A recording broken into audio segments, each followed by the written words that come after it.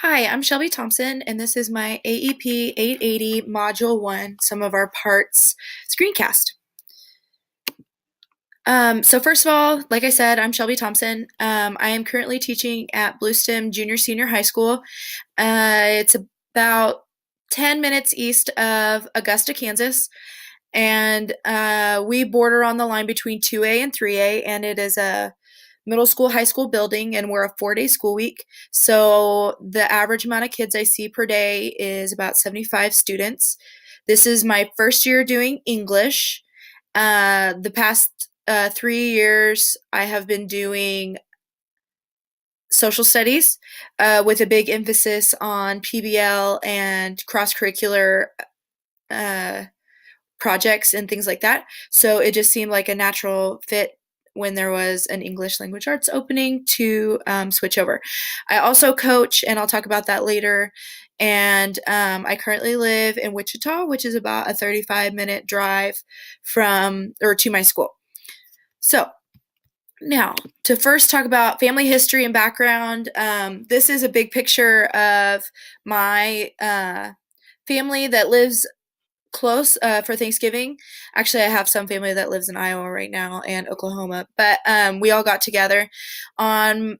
This is mostly my mom's side. My mom's side is a large Catholic family. She is one of three, and then my dad is a smaller Methodist family, and he's one of two on his side. So we have a lot of different descents, but for the most part, we're German, English, and most of my grandma, who she lives is right here. This lady right here, she's the boss lady. I call her. She tells everybody what to do and everything like that. Her family was from the East Coast and mostly English. We can trace our family clear back to the Revolutionary War on her side. And then her husband right here is my grandpa. She was a school nurse. He was a science teacher. And so teaching and schools have been in my life for a long time. My uncle was a teacher. My dad's on the school board. My mom's a secretary. So we're a school family. And then right here is my mom's dad. Um, he he was from a large Catholic family as well as his late wife, who passed away. She passed away 6 years ago. My grandma did from Alzheimer's. So both of them are from large Catholic families, like more than six children. And so I just find it interesting now as we move throughout our lives of I call us the grandkids having kids. We seem to make more time for family, and I think it's great that my dad's parents, who are right here, are like kind of grandfathered in or are now grandparents to everybody else. They kind of have asserted themselves in that. Some traditions that stick out is that since my grandma's from her family was on the East Coast, every Thanksgiving she makes oyster stuffing. Ugh, I'm not a big fan, but my dad loves it, and so does my uncles. And that's a family tradition. We always play cards when we get together, and that has been passed down for generations. And sugar cookies. We do sugar cookies at Christmas. I think it's a lot of food and interaction based, so that. But just spending time together as family is a big thing that I would say culturally that we do. Um, So to move on to my 10 words, my first word is fiance. I recently got engaged, not this Christmas, but last Christmas. We're getting married June 1st, and his name is Carrie. We met online, and yeah, we're getting married in June.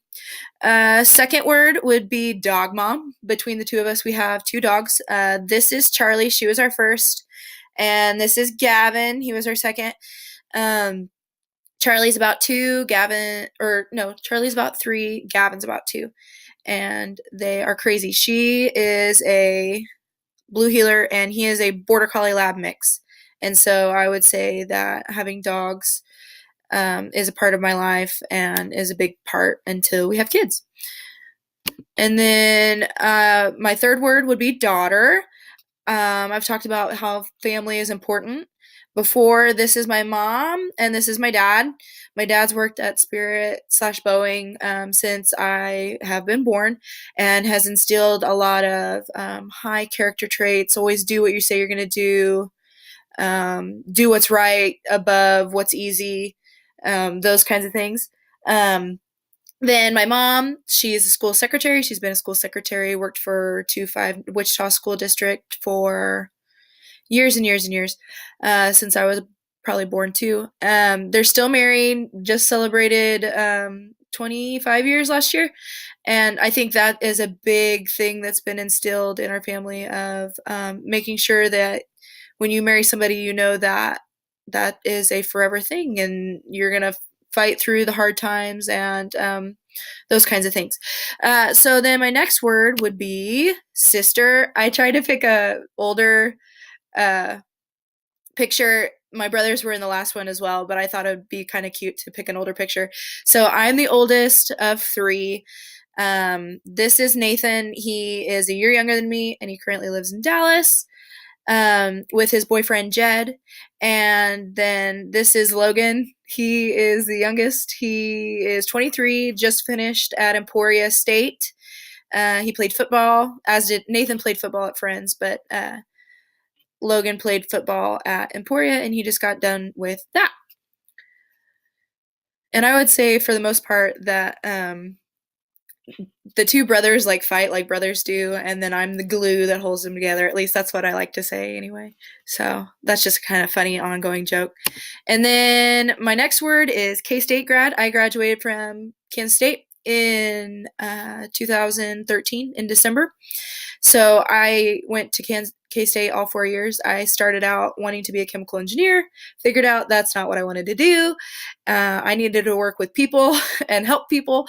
So I decided to change my major to become a teacher.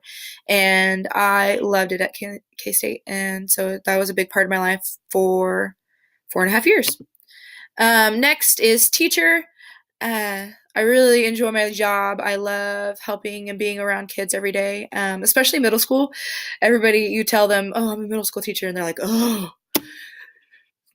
we need more people like you," or like, "God bless you," or they always have some kind of comment to say when I tell them I teach middle school. But I love their goofiness and their openness and their honesty. Um, so with being a teacher, I I I don't think that some people understand that teaching is a full time, 24/7, always on your mind, always on your heart job. And it's not just like you can lock the door and leave. Like, you take things with you, you carry things with you. You're always thinking about your kids or what you can do for your kids. I picked this picture because since this is my first year doing English, I tried to like make things a little bit more interesting and not so dry and boring, and giving them some choice and voice in what they're doing. So we did a book tasting menu when we started our dystopian unit, and just I kind of put on an act like, "Oh, I'm a waiter and what can I serve you?" And the kids loved it, ate it up. It was like it's just the little things, and I think when you care and you put the little effort towards them, they're always gonna go over the moon for you. So then next is student. I am currently, like everybody else probably in this class, trying to pursue my master's for student or for educational leadership. But also, I just love learning, and I think that that passes on through your students as well when they see that in you. But I picked this picture because a year or so ago I went to an ESDAC workshop just on a whim, and we did styrofoam planes. This is one of Amelia Earhart's planes, and it was just crazy, like how much you learn by putting yourself in your students' shoes, like thinking, okay, what can I do? How can I problem solve this? What would they have done in that situation, or those kinds of things. I think it's just you learn so much more and can teach so much better when you're willing to put yourself in that student's shoes, or even learn alongside your kids. Um, so next is coach. This is a picture of, we went to state last year in volleyball. This year I'm coaching volleyball, and Softball. I'm like right over here in this picture. You know, I couldn't stand up, but so I think coaching is great because you get to interact with kids in a different way. And I love it because I get to interact with the older kids. Like, so for high school, I have some of these kids when they're in seventh and eighth grade, and then I don't like, they're clear down the hallway, but they still come visit me and I see them during coaching. And it's great to see them and interact with them when they're a little bit older as well. And I just love the connections and the relationships you build while coaching as well. I think you can build deeper connections through coaching as well. Um, Another one is friend. I value friendships not only with close friends that I've had. These two ladies right here, they're also teachers, but I have been friends with them since high school. So I think it's great to have those relationships as teachers, to vent to other teachers, to problem solve with other teachers. And I think it's just important to make sure that you have people and you have a close circle of people that you can go to at any time that you need, even if you're busy and it's been forever. Okay, and then the last one was facilitator. So I'm a person that needs connection and loves teamwork. And so I was trying to find a word that fit that.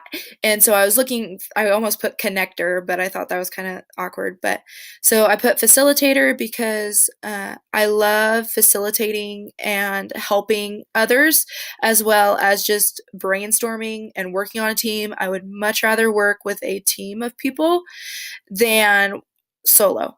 I think that that is where true synergy, and when you bring in diversity, that is where the greatest ideas happen, because it's not just one singular mind and idea that's happening, it's multiple. And it's like in the video, like they said, all those experiences can be brought to those situations and can problem solve with those. I chose this picture. This is Dawn Flax from Nest City. She was another middle school social studies teacher, and we did a field trip exchange, and then we presented it at KSDE conference. And so it was great to be able to work with another teacher who was a ways away, and we did a Google Hangout between our classes and then shared field trips with each class. And I think it was just so impactful for our students, but as well as us, because we can build connections outside of the classroom, which I think is important, because I think that's where learning takes place. I don't think that closed doors and silos of classrooms help our kids, because I think more and more the world is becoming more and more connected. So we need to show our students those connections so that they can draw in from those things and learn from those things as well. And I think that's it. So I like giving credit to templates that I use, because I like to use different templates for Google Sites. And so this one is Slides Carnival.